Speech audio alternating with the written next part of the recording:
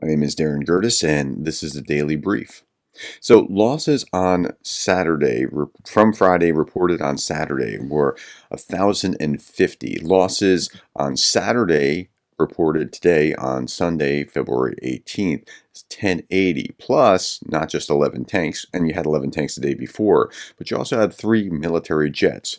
I didn't report about the 3 military jets yesterday in the 3 big stories because I'm talking about the big overall stories and what happens with a $60 billion bill or with Trump actually is a bigger story than just the 3 jets. I'm continually talking about what's happening every day in this daily brief, but the 3 big stories are the day's events as how they affect the big picture.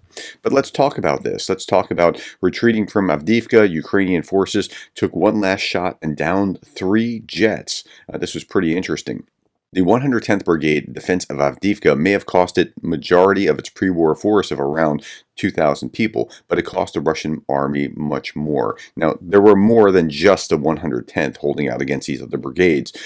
So other Ukrainians were lost in this process, and that's very sad. But no fewer than 12 brigades from the Russian 2nd and 41st Combined Arms Armies took part in the assault on Avdiivka. It really was a David and Goliath kind of situation. It seems most of those brigades lost most of their people. Altogether, Russian casualties killed and maimed in and around Avdiivka might exceed 30,000. That's pretty significant. After all, 13,000 Russians were killed or wounded around the city in just the first 6 weeks of the 16-week battle. So that seems like it could be a fair estimate. But Ukraine shot down 3 jets, a Su-35 and 2 Su-34s, and that's kind of a big story. So we can look at that here on Twitter. Ukraine's military shot down 2, and it talks about the same thing. Air Force commander reported. This is a picture of one of the jets actually falling from the sky. It's actually a video of it. I'm not going to show the video, but that's a jet falling from the sky.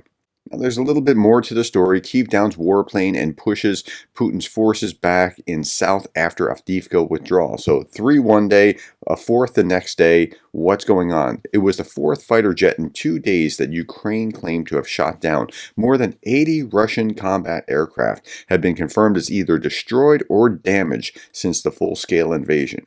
I mean, that's remarkable. Further south in Zaporizhzhia Oblast, the military claimed to have defeated Russia's offensive in that area over the weekend. Let's look at that. Yeah, there was a big push in Zaporizhzhia.